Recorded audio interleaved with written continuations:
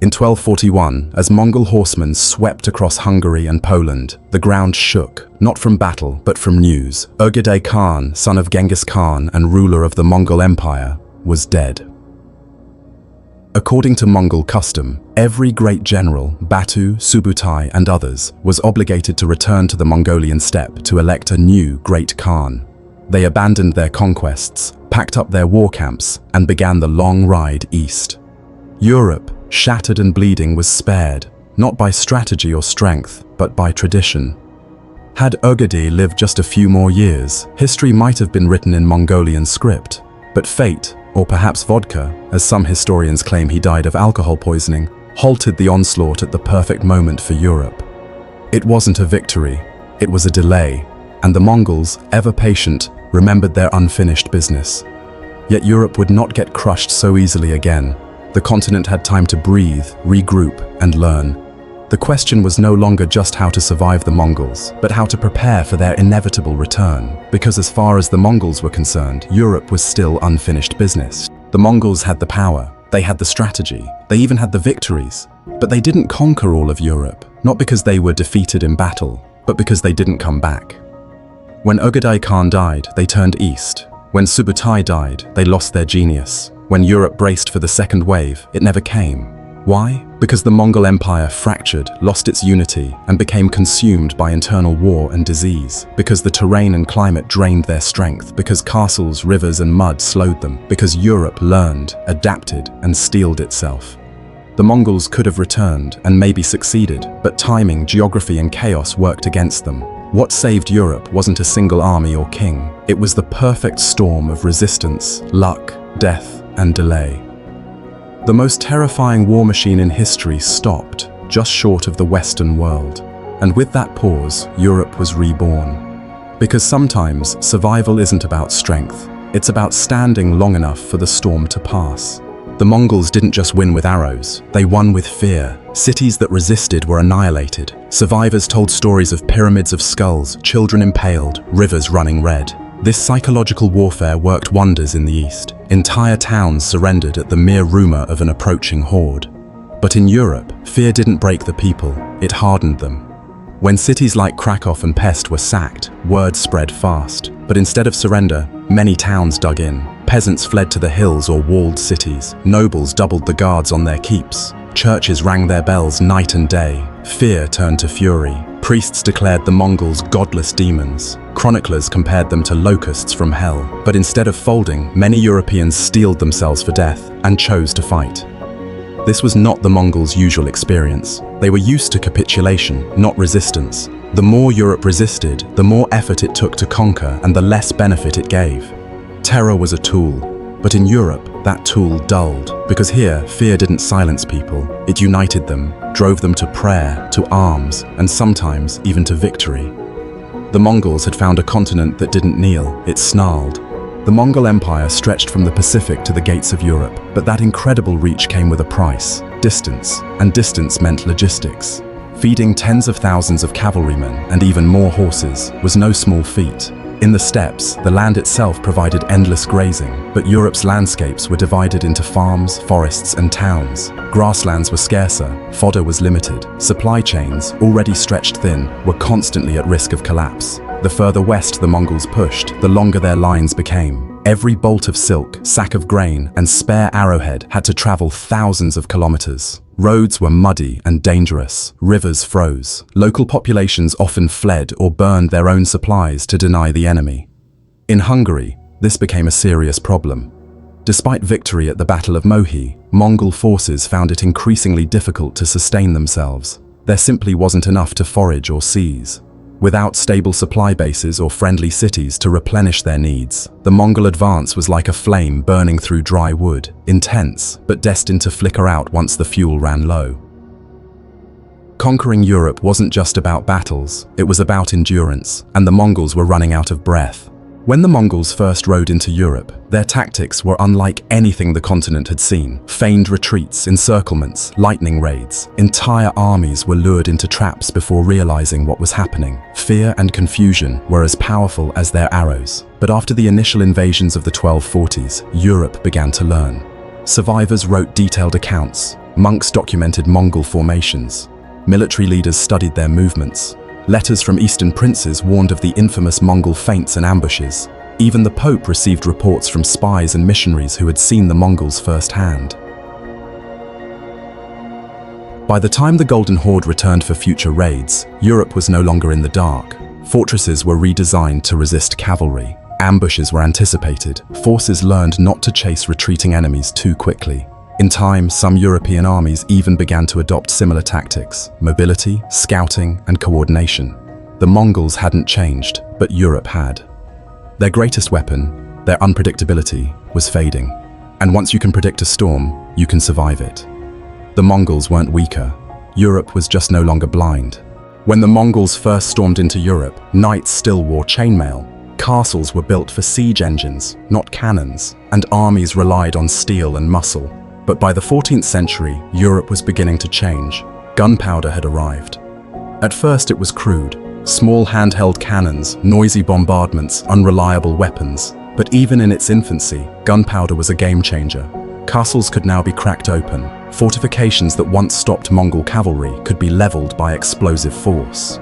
More importantly, Europe began producing gunpowder weapons at scale. By the time the Mongols might have returned for another full invasion, the battlefield they once dominated was evolving beyond their reach. Mongol tactics relied on speed, shock, and maneuverability. Gunpowder brought noise, chaos, and unpredictability, and it favored defenders. A single cannon atop a castle could do what arrows never could: shatter morale and walls alike. While the Mongol Khanates fought civil wars and faded into decline, Europe was rearming, not just with steel, but with fire. The steppe warrior, once the apex predator of warfare, was slowly becoming obsolete. In the clash between horse archers and thunder, Europe had found a new voice. Long before the plague devastated Europe, it was already ravaging the Mongol Empire. In the 1330s, the bubonic plague spread through Central Asia. Traveling along trade routes the Mongols had themselves created. Caravans, soldiers, and merchants carried the deadly disease from China to the Caspian Sea, and eventually to the Black Sea ports. Some historians believe the Mongols unwittingly launched the Black Death into Europe during the 1346 siege of the Genoese city of Kaffa. When their own soldiers began dying, the Mongols allegedly catapulted plague-ridden corpses over the walls, turning disease into a weapon. But the strategy backfired. The Mongol heartlands were deeply affected, entire towns emptied, armies were weakened, trade routes became death corridors. The tightly connected empire, once a marvel of global communication, became the perfect highway for infection. As Europe began to reel from the pandemic, the Mongols were already on their knees. Expansion was no longer a priority, survival was. The empire fragmented faster, leadership crumbled, and once mighty armies disappeared into the ash of disease. The Black Death didn't just cripple Europe, it gutted the very empire that had once terrified it. Sometimes conquest ends, not in battle, but in breathless silence. Though the full-scale invasion halted in 1242, the Mongols didn't forget Europe. In the decades that followed, they returned, but not as conquerors. Instead, they probed. Raids struck Poland, Lithuania, and even as far west as Moravia and Bohemia.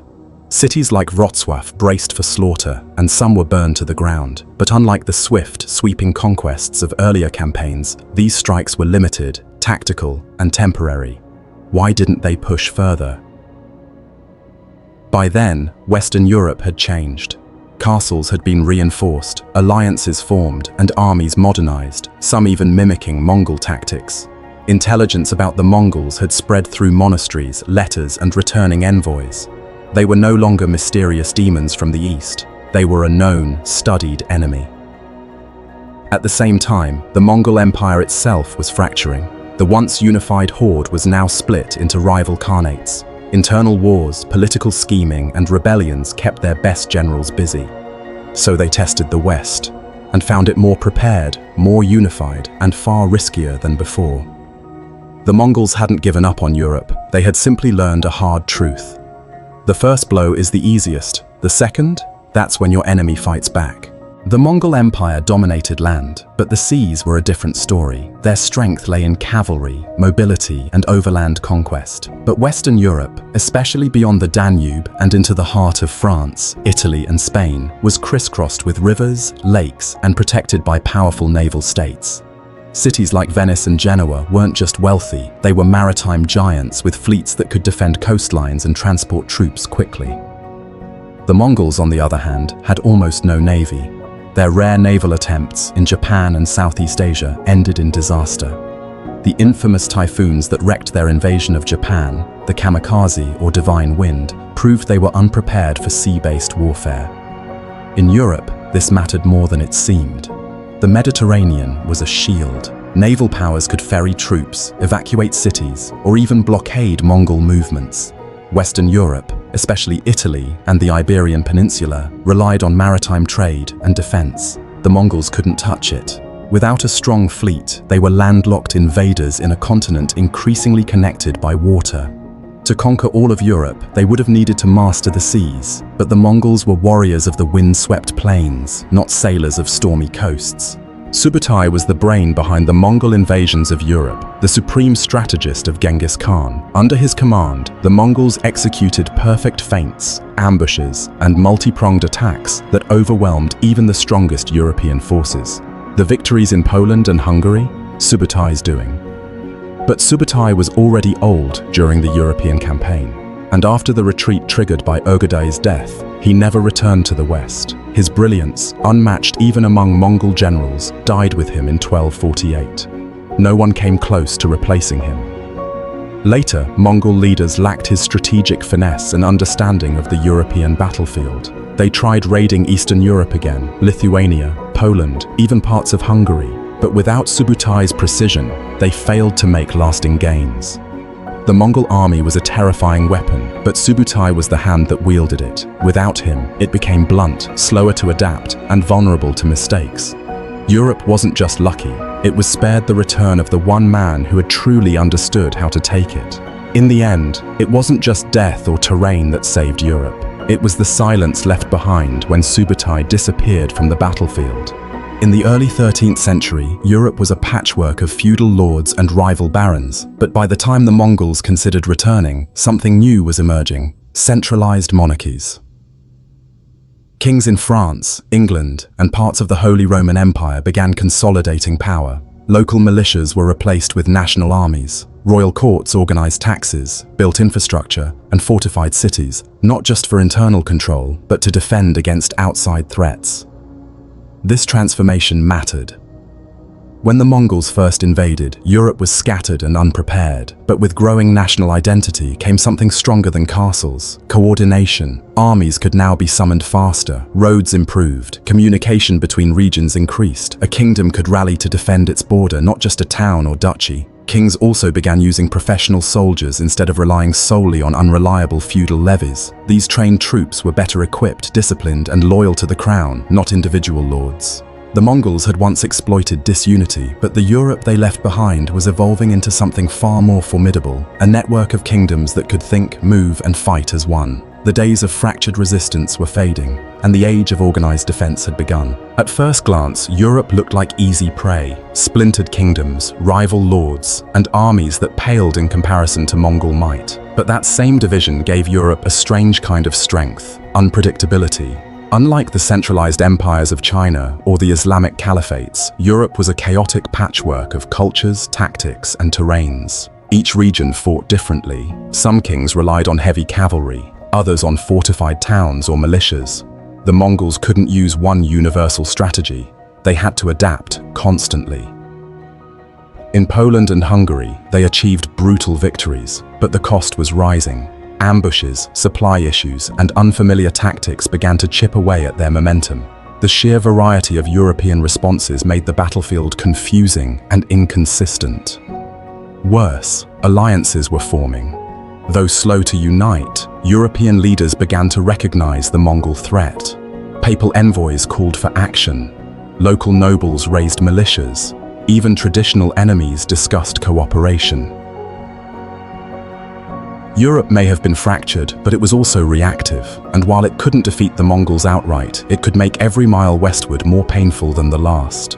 The Mongols had broken empires before, but Europe? It wasn't an empire. It was a maze, full of traps, knives, and wild cards.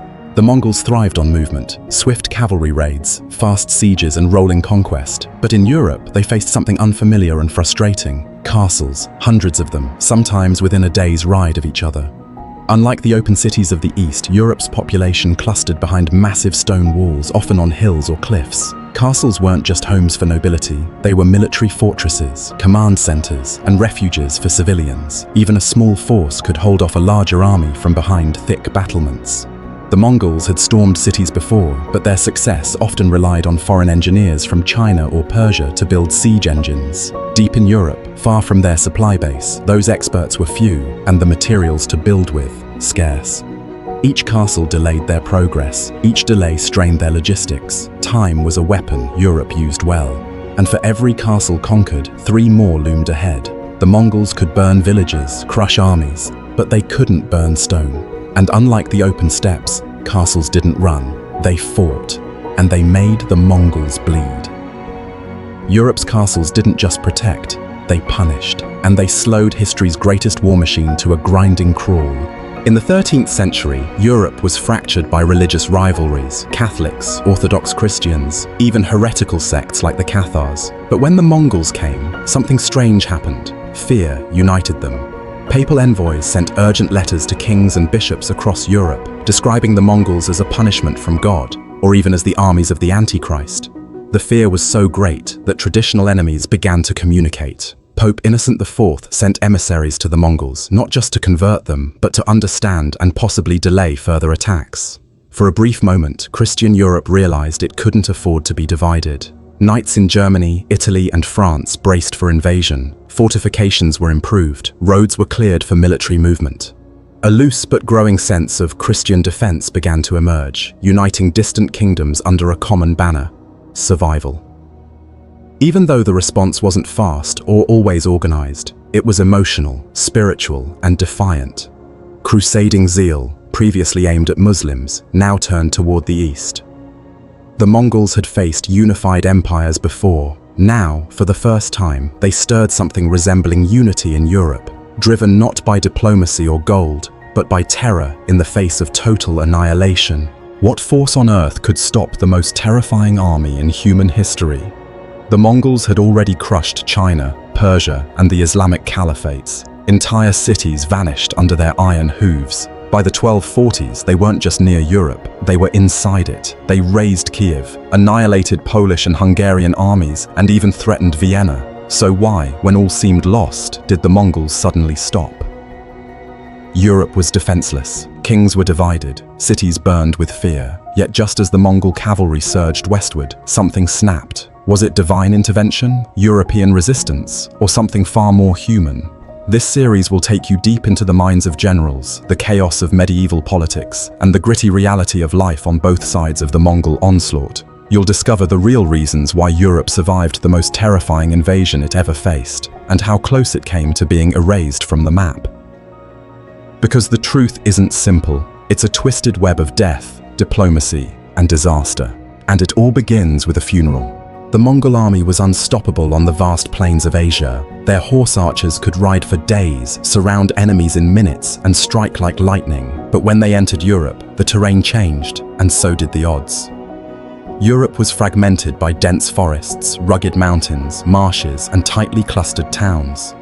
The open battlefields of the steppe were replaced by narrow passes and thick woods that slowed Mongol mobility and broke up their formations.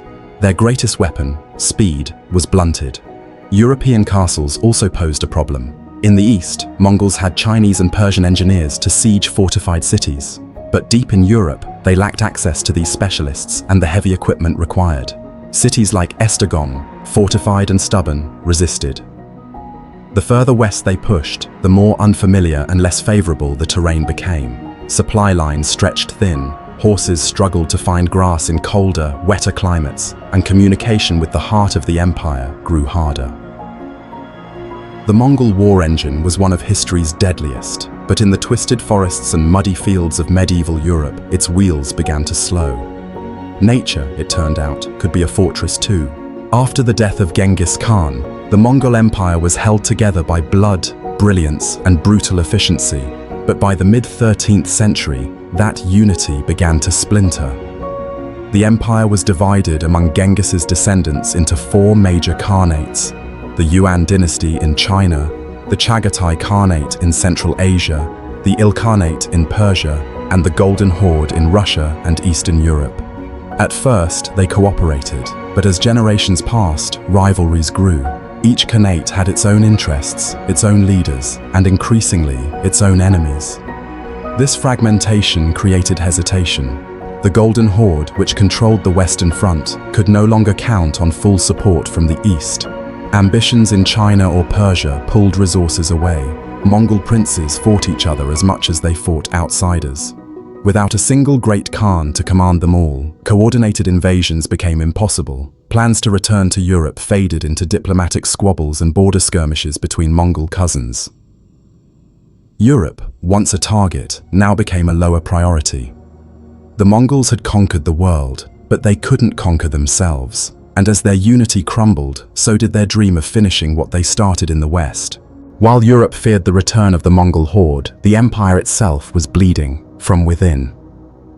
By the late 13th and 14th centuries, internal rebellions erupted across all four major khanates. In Persia, local dynasties resisted Mongol rule. In Central Asia, Turkic tribes fought back. In China, the Yuan dynasty faced uprisings from starving peasants and rival warlords. Even within the Golden Horde, the faction that held sway over Eastern Europe, civil wars broke out between rival Mongol princes. Infighting over succession, territory, and wealth shattered the once disciplined chain of command.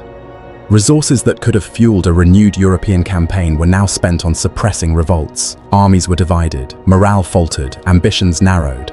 Instead of looking westward, the Mongols turned inward, fighting their own brothers, quelling their own subjects. Europe, meanwhile, grew stronger with each passing decade. The longer the Mongols were distracted, the slimmer their chance of return. No empire falls all at once. But the Mongol world wasn't conquered by outsiders. It was devoured from the inside out.